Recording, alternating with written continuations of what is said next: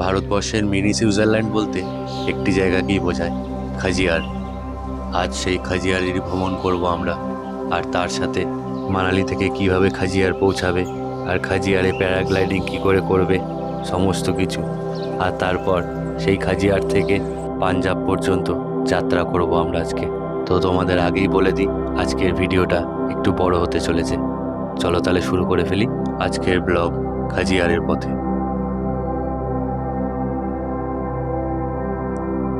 আজ সকালে ঘুম ভাঙলো এই মানালিতে, তারপর ফ্রেশ হয়ে চলে এলাম ব্রেকফাস্টটা সেরে নিতে।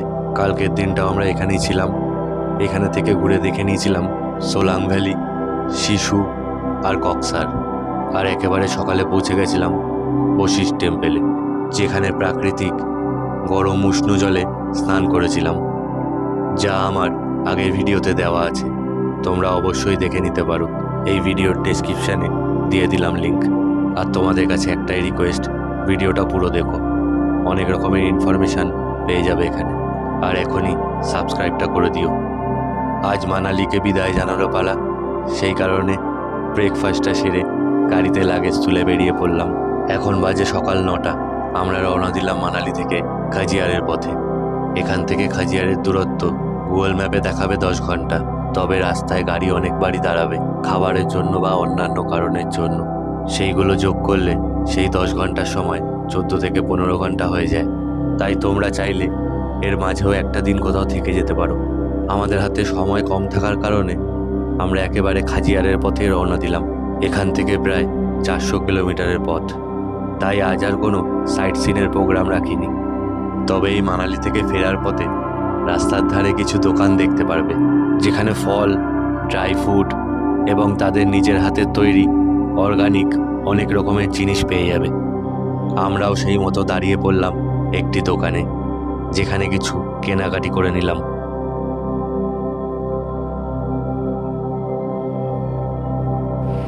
আমরাও একটা দোকান দেখে কেনাকাটি করছি। ড্রাই ফ্রুট, অ্যাপেল এবং বিভিন্ন রকমের এখানে আইটেম পেয়ে যাবে, ইউনিক আইটেম।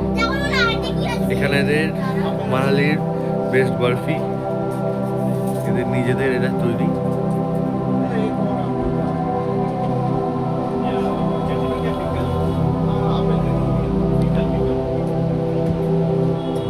এখানে প্রচুর ধরনের গিফট আইটেম পেয়ে যাবে ড্রাই ফ্রুটের। বন্ধু বান্ধব বা আত্মীয় স্বজনদের গিফট করার জন্য খুব সুন্দর জিনিস। এখানে এলে একবার অন্তত এখানে ভিজিট করে যেও।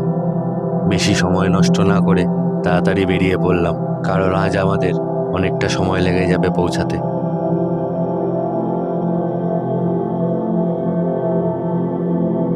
আর এই রাস্তা দিয়েই চলার পথে দাঁড়িয়ে পড়লাম একটি জায়গায় আজকে দুপুরে লাঞ্চটা সেরে নিতে। আজকে দুপুরের রান্নাটা একটু স্পেশাল হতে চলেছে আমাদের কাছে, কারণ আজকে দুপুরের লাঞ্চ আমরা নিজেরাই রান্না করে খাবো। রান্নার জন্য যাবতীয় সামগ্রী ছিল আমাদের কাছে, সেই কারণে শুরু করে দিলাম আজকে দুপুরের লাঞ্চ ম্যাগি দিয়ে সারবো। রাস্তা থেকেই কিনে নিয়েছিলাম ম্যাগি আর ডিম। রুবি আর শম্পা বসে পড়েছে রান্না করতে। চলো ততক্ষণে আমরা এই জায়গাটাকে পাখির চোখে একটু দেখে নিই।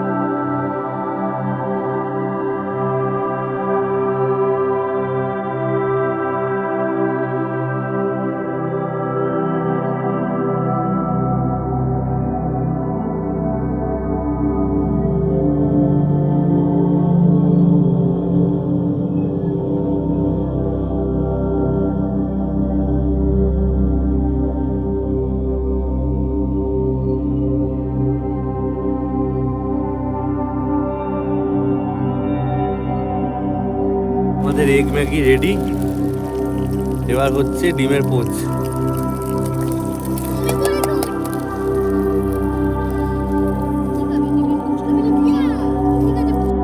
এখানে মাঠের মধ্যে বসেই আজকে দুপুরের লাঞ্চটা সেরে নিলাম, তারপর আবারও বেরিয়ে পড়লাম। সময় এখন বিকেল 4:50। সূর্য প্রায় ডুববে করছে। এখান থেকে এখনো 180 কিলোমিটার মতন পথ বাকি আমাদের, সুতরাং বুঝতেই পারছো আজ পৌঁছাতে অনেকটা সময় লেগে যাবে। এই পথেই পড়বে ধর্মশালা। তোমরা চাইলে সেখানেও একদিন থেকে যেতে পারো, অথবা ধর্মশালাতে থেকেই পরের দিন সকাল সকাল বেরিয়ে খাজিয়ারটা ভ্রমণ করে নিতে পারো। এই জায়গা থেকে ধর্মশালার দূরত্ব 18 কিলোমিটার। ধর্মশালা পৌঁছাতে পৌঁছাতে অন্ধকার নেমে এলো রাস্তায়, আর এই অন্ধকারের রাস্তাকেই পেরিয়ে প্রায় মাঝরাতে এসে পৌঁছালাম খাজিয়ারে। সময় এখন বেজে গেছে প্রায় 1:30। এতটা দেরি হয়ে যাওয়ার কারণে লাগেজ যেরকমভাবে পেরেছি সেরকমভাবে রেখে দিয়ে ঘুমিয়ে পড়েছে রেয়ান বাবু আর তার মা। এখন বাজে রাত 1:30। এসে পৌঁছালাম আমাদের হোমস্টে খাজিয়ারে। 16 ঘন্টার জার্নি করে শরীর খুবই ক্লান্ত, লাগেজ যেমন খুশিভাবে রেখে দিয়েছি। আর এখানে দুজনে ঘুমিয়েও পড়েছে, আমিও আজকে ঘুমিয়ে পড়লাম। শুতে যাচ্ছি এখন, দেখা হবে কাল সকালে। আজকের মতন টাটা। কালকে প্রায় অনেকটাই রাতে পৌঁছেছি এখানে, প্রায় 1:30টার সময়। সেই কারণে রাতের বেলা আর কিছু করা হয়নি। আর সকালবেলা উঠে এই দৃশ্য দেখে কালকে 16 ঘন্টার জার্নি একেবারে সফল। খুবই সুন্দর একটা ছোট্ট গ্রামের মধ্যে, গ্রামের পরিবেশ। যে মর্নিংটা হলো একটা আলাদা রকম।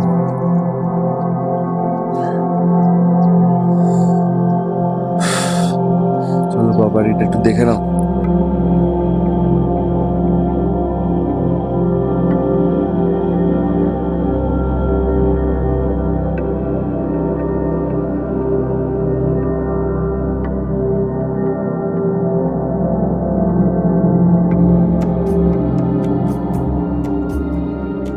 একেবারে নিস্তব্ধ, শুধুমাত্র পাখির আওয়াজ আর কিছু পোকার আওয়াজ পাওয়া যাচ্ছে। বিভিন্ন ওয়াইল্ড লাইফ সেঞ্চুরির পাখি এখানে দেখা যায়। তাছাড়া এখানে লেপার্ড, ভাল্লুক সমস্ত কিছুই দেখা যায়। এই যাত্রায় আমার পাখি আর হরিণ ছাড়া অন্য কিছু চোখে পড়েনি, তবে এখানে ভাল্লুক, লেপার্ড এবং অন্যান্য বন্যজন্তুর দেখা পেয়ে যাবে।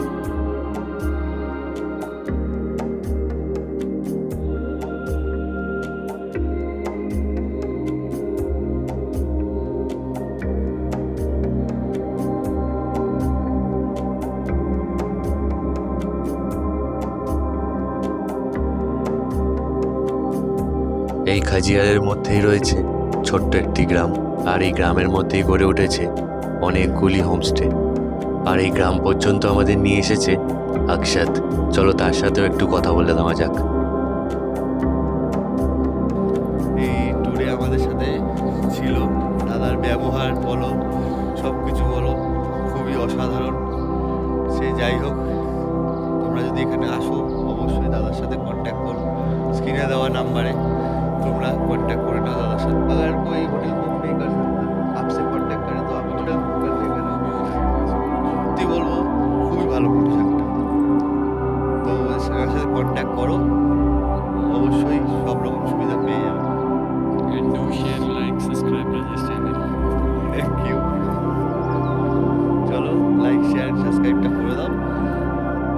খাজিয়ারে তোমরা যত ঘোড়ার গাড়ি অথবা বিভিন্ন রাইডের জন্য কিছু করো, যেখানে গ্রামের লোকেরা থাকে, সমস্ত লোকেরা কিন্তু এখানেই থাকে, এখানেই তাদের বাড়ি।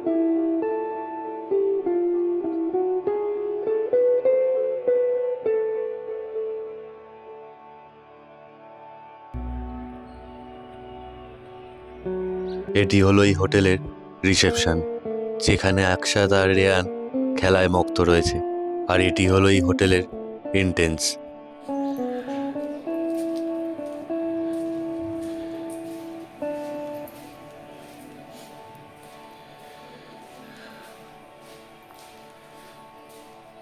ঢুকে একবারে পিছনে এরকম একটা ভিউ, আর আমাদের সিঁড়ি উঠে যাচ্ছে একটা অন্যরকম ভাবে, কাঠের সিঁড়ি পুরো।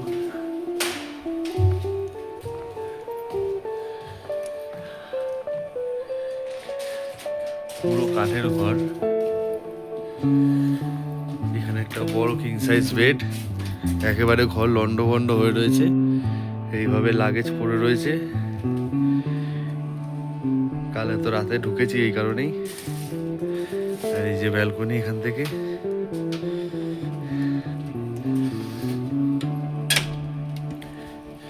ব্যালকনিটা একটু ছোট, তবে দুটো চেয়ার রয়েছে তার মধ্যে, আর এখান থেকে এরকম ভিউ পাওয়া যাবে।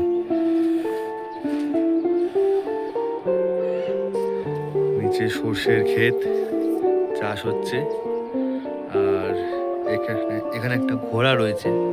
এখানে প্রত্যেক ঘরেই নাকি একটা করে ঘোড়া রয়েছে, কারণ আগে এখানে রাস্তা ছিল না, সেই কারণে ঘোড়াই ছিল একমাত্র আসা যাওয়ার রাস্তা।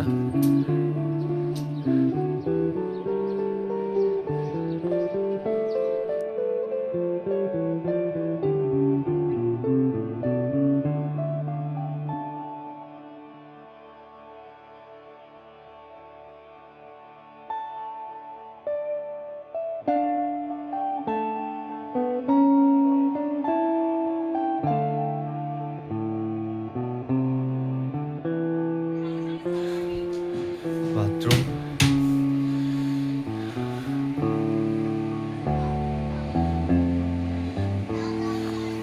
বেশ পরিষ্কার পরিচ্ছন্ন। এখানে বেসিন রয়েছে, গিজার পেয়ে যাবে।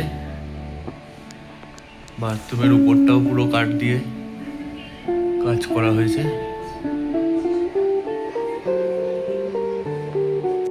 এখানে ব্যালকনিতে দাঁড়িয়ে চারিধারের অপরূপ দৃশ্য দেখতে দেখতে কখন যে সময় কেটে যাবে বুঝতেই পারবে না।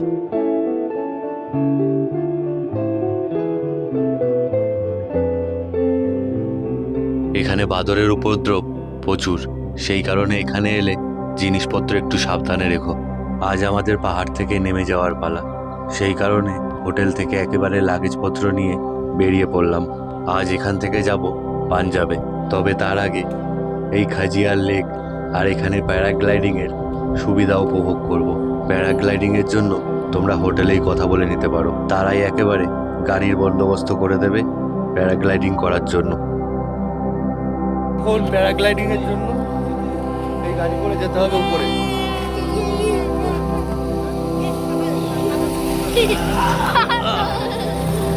করলাম গাড়িতে, বলছি যে তুই 3000 উপর থেকে কর না,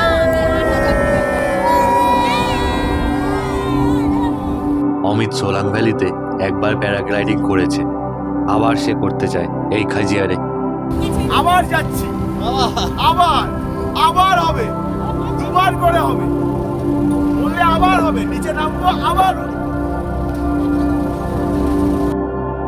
ওর কথা শুনে এটা ভালো মতনই বুঝতে পেরেছি যে সোলাং ভ্যালিতে প্যারাগ্লাইডিং করে ও বেশ ভালোই মজা পেয়েছে, সেই কারণে দ্বিতীয়বারের উত্তেজনা ওর মধ্যে ভরেছিল পুরো।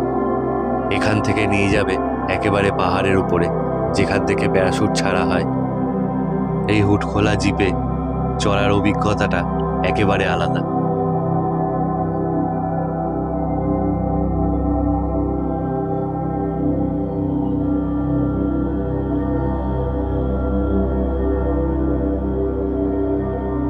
প্রথমে তো রাস্তার সৌন্দর্যতা খুবই ভালো লাগলো, তবে তার মজা পরে বুঝতে পারলাম।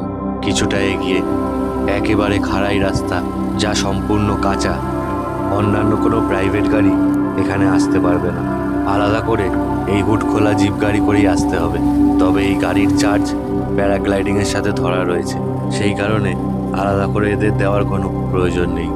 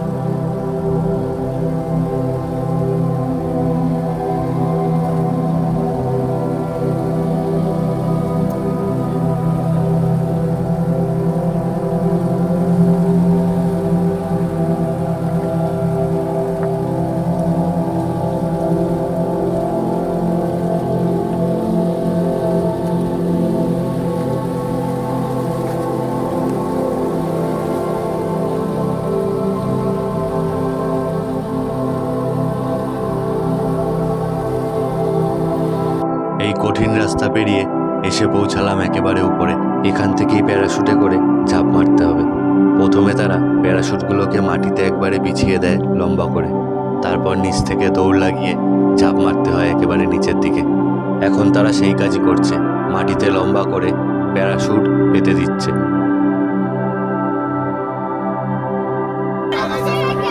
সবাই ব্যাক করে প্যারাগ্লাইডিং এর জন্য রেডি হচ্ছি।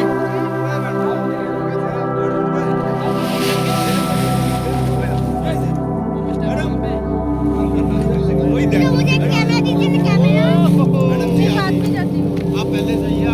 ভয়কে জয় করে প্রথমেই রুবি চলে গেল প্যারাশুটে করে। তবে শম্পার মনের ভয় এখনো সম্পূর্ণ কেটে ওঠেনি, তাই অমিতকে সাহস জোগানোর কাজ চালিয়ে যাচ্ছে।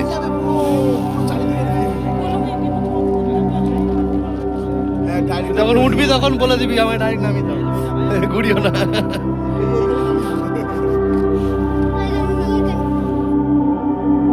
অবশেষে শম্পাও তার মনে সাহস জুগিয়ে নেমে পড়ল। এখান থেকে এখন শম্পাই লাস্ট ফ্লাইং করলো। আমাদের আর ফ্লাইং করা হলো না, কারণ এরপরেই হয়ে গেল ওয়েদারটা সম্পূর্ণ খারাপ। আকাশ ঘন কালো মেঘে ঢেকে এলো, আর চলে এলো ঝোড়ো হাওয়া। আর এখানেও তারা সব প্যারাশুট গোটাতে শুরু করে দিয়েছে। তার কিছু সময়ের মধ্যেই নেমে এলো বৃষ্টি। এই যাত্রায় এতদিনে প্রথম বৃষ্টি।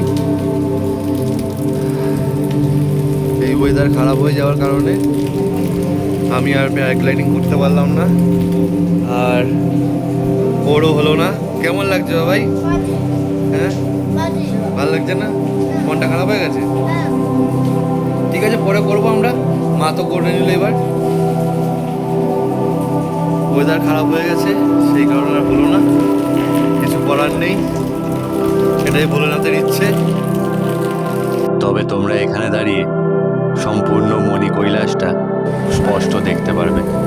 প্যারাগ্লাইডিং না হলেও মনটা একটু খারাপ রয়েছে। তবে বেশ সুন্দর দৃশ্য দেখে বৃষ্টির মধ্যে সেই জিনিসটা একটু বলানোর চেষ্টা করছি। আর কিছু পুরো বরফের পাহাড়, বোঝা যাচ্ছে না।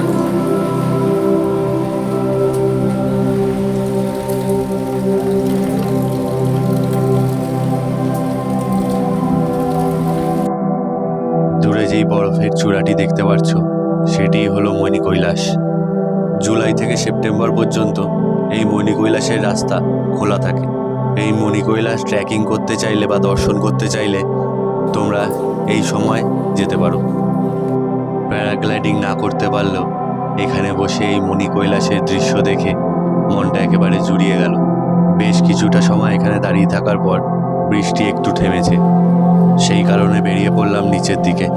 আর সেই পথে যেতেই রাস্তা আটকে দাঁড়িয়েছিল কিছু ছাগলের দল। আগে তাদের রাস্তা দিয়ে তারপরেই আমরা আগের দিকে যেতে পারলাম। আর সেখান থেকে চলে এলাম নিচে খাজিয়ার লেকের কাছে। এই খাজিয়ার লেক একটি জনপ্রিয় এবং খুবই সুন্দর একটি জায়গা। এখানেই তোমরা ঘোড়ার রাইডিংও করতে পারবে, বাবাল রাইডিং করতে পারবে। এছাড়া অনেক রকমের অ্যাক্টিভিটি রয়েছে এখানেও। বহু লোক ডালহাউসিতে থেকে এই খাজিয়ার লেক দেখতে আসে। তবে আমি বলবো, তোমরা যদি এই খাজিয়ারির কোনো হোমস্টেতে থেকে একেবারে ভোরবেলা এখানে আসো তো সম্পূর্ণ ফাঁকা পাবে। এই মুহূর্তে এখানে প্রচুর ভিড় রয়েছে। আমরা যেই সময় প্যারাগ্লাইডিং করতে যাচ্ছিলাম সেই সময় এখানে কিছুটা ফাঁকা ছিল, তবে ওখান থেকে আসার পর ভিড় প্রচণ্ড বেড়ে গেছে। আর এই ভিড় দেখে এটা স্পষ্ট বুঝতে পারলাম এই জায়গার জনপ্রিয়তা প্রচণ্ড বেড়েছে। তাই তোমরা যদি সিজনে আসো অবশ্যই অনলাইনে বুক করে এসো। এখানে অসংখ্য দোকান পেয়ে যাবে, যদি কেনাকাটির থাকে বা খাবার থাকে কিছু খেয়ে নিতে পারো। এখান থেকে নিয়ে নিলাম ছোলে কুলচা, পড়লো 50 টাকা। কেমন টেস্টটা?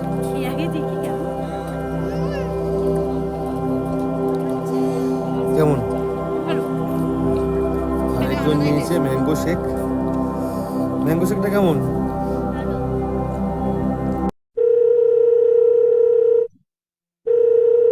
हेलो, हाँ हाँ ठीक है, आ रहे हैं। উপর থেকে আবার কল করেছিল।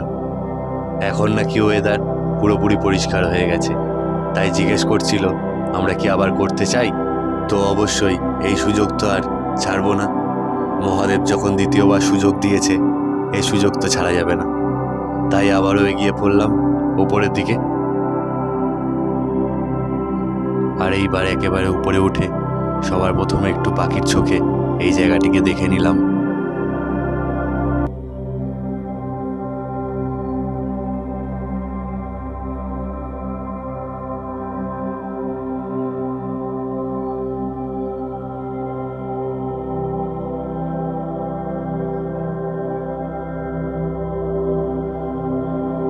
রেয়ানের মনটা খুবই খারাপ হয়ে গেছিল প্রথমবার প্যারাগ্লাইডিং না করতে পারার কারণে। তাই এইবার সবার আগে গিয়ে দাঁড়িয়ে পড়েছে ও। এটুকু বয়সেও যে ওর মনে একটুও ভয় নেই, শুধুমাত্র উত্তেজনাই রয়েছে ওর মধ্যে। কিছু সময়ের চেকিং করে নেমে পড়লো ওরা। এখানে প্যারাগ্লাইডিং করার জন্য জনপ্রতি 2000 টাকা করে পড়বে বলেছিল আমাদেরকে, প্লাস 500 টাকা এক্সট্রা ক্যামেরার জন্য। টোটাল 2500 টাকা পড়বে এক একজনের। তবে আমরা দরদাম করে সেটাকে 1500 টাকায় নিয়ে এসেছি। তাই তোমাদেরও বলবো একটু দরদাম করে নিও। প্রায় 7000 ফুট উচ্চতা থেকে জাম্প করতে হবে প্যারাশুট নিয়ে। তোমরা চাইলে সোলাং ভ্যালিতেও প্যারাগ্লাইডিং করতে পারো, তবে সেখানে 4000 টাকা পড়বে, আর এখানে আমাদের পড়েছে 1500 টাকা। দেখতে গেলে টাকার অনেকটা ডিফারেন্স। আর আমাকে যদি জিজ্ঞেস করো, আমি এইখানের কথাই সাজেস্ট করব।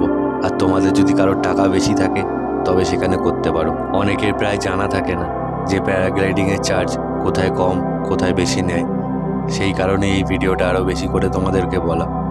সোলাং ভ্যালির মজা আর এখানের মজা সমানই পাবে, তবে আমি এক্সট্রা অত টাকা কেন দিতে যাব। অনেক কথাই বলে নিলাম, এবার চলে এলো আমার সময়। আমিও পাইলটের সাথে প্যারাশুট নিয়ে ঝাঁপিয়ে পড়লাম। এ এক অসাধারণ অভিজ্ঞতা আমার কাছে, প্রথমবার বলতে পারো। ড্রোনের মাধ্যমে পাখির চোখে তো অনেক দেখেছি, তবে এবার নিজেই উঠতে উঠতে দেখলাম নিচটাকে। মনের ভিতর একটু তো ভয় কাজ করছিল, তবে ভয়ের থেকে বেশি এক্সাইটমেন্টটা ছিল। বহুদিনের ইচ্ছা ছিল যে একবার প্যারাগ্লাইডিং করব। অবশেষে তা পূরণ হয়ে গেল এখানে এসে, তা আবার মাত্র 1500 টাকায়। প্রথমে তো বেশ স্মুথলি যাচ্ছিল, তবে কিছুটা যাওয়ার পর হাওয়ার গতিবেগ বাড়ার ফলে প্যারাশুট একবার ডান দিক আর একবার বাঁ দিক হচ্ছিল। সেই কারণে মনের ভিতরে একটা ভয়ের আগমন চলে এসেছিল।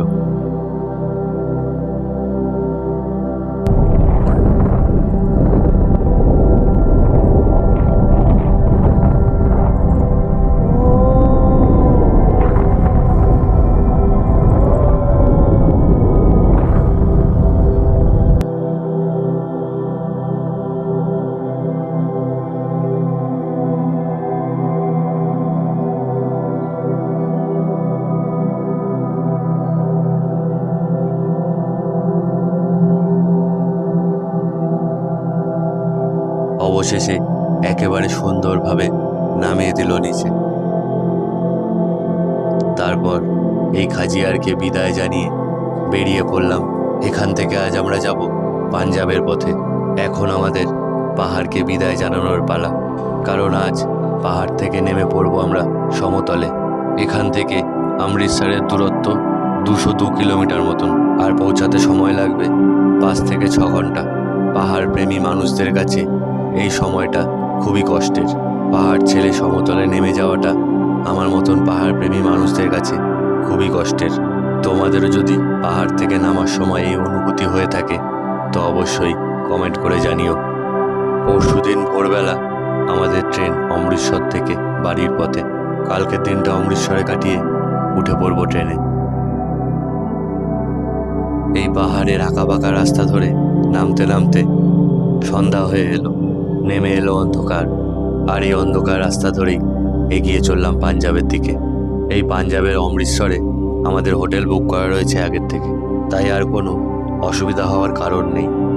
প্রায় রাত 10টা নাগাদ পৌঁছালাম পাঞ্জাবে, আর আজকে রাতটা কাটালাম এই পাঞ্জাবেরই হোটেলে।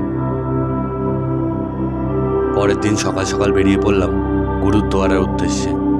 পাঞ্জাবের সব থেকে পবিত্র স্থান বলে মান্য করা হয় এই জায়গাটিকে। এটি শিখ ধর্মের প্রধান মন্দির। এখানে শিখ সম্প্রদায়ের গুরুগ্রন্থ সাহিব রাখা আছে। এই মন্দিরে প্রতিদিন লক্ষাধিক লোক আসে। এখান থেকে তোমাদের হেঁটেই যেতে হবে, এর আগে গাড়ি যায় না। আর এখান থেকে প্রায় 10 থেকে 15 মিনিট হাঁটা পথ। এখানে তোমরা 10 টাকা দিয়ে মাথার রুমাল কিনে নিতে পারো, আর সেটা না কিনলে পকেটে রুমাল থাকলে সেটাও মাথায় বেঁধে নিতে পারো। এখানে এত সকালে এত লোক দেখে এটা বুঝতেই পারছো যে প্রতিদিন এখানে কত দর্শনার্থী আসে। আর এই রাস্তা ধরে সোজা এসে পৌঁছে গেলাম মন্দিরের কাছে।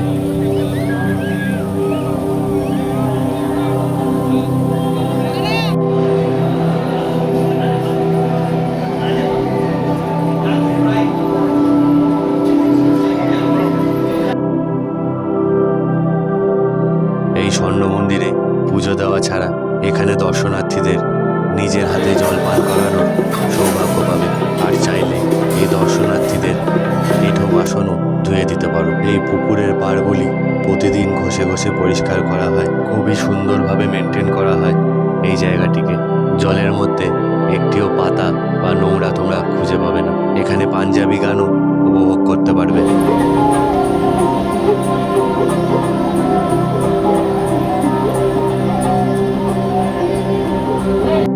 এই মন্দিরে বেশ কিছুটা সময় কাটিয়ে রওনা দিলাম হোটেলের দিকে। তারপর দুপুরে লাঞ্চ সেরে চলে এলাম ওয়াঘা বর্ডারে। এই ওয়াঘা বর্ডারেরই একদিকে ইন্ডিয়া আর একদিকে পাকিস্তান, যেখানে প্রতিদিন বিকেলে দুদিকেই একটি শো চলে। যেই শো দেখতে ইন্ডিয়া এবং পাকিস্তান উভয়েরই প্রচুর দর্শক আসে। তবে আমি পাকিস্তানের দিকে হাতে গোনা মাত্র কয়েকজন দর্শক দেখতে পেরেছি। এই ভিডিওতে তোমরাও স্পষ্ট দেখতে পারবে সেটা। এটাও হতে পারে এমনিতেই রুটির জন্য দৌড়াচ্ছে, খেতে পারছে না, তারা কি করে আসবে এই শো দেখতে। তো এই পাকিস্তান বর্ডারে দাঁড়িয়ে তোমাদের জানাই আজকের ভিডিওটা এতটুকুই। আমার এই ভিডিওটা ভালো লেগে থাকলে আর এই ভারতবর্ষকে ভালোবেসে থাকলে অবশ্যই লাইক এবং কমেন্ট করে জানিও কেমন লাগলো। আর অবশ্যই সাবস্ক্রাইবটা করে দিও। চললাম, দেখা হচ্ছে নেক্সট ভিডিওতে। জয় হিন্দ।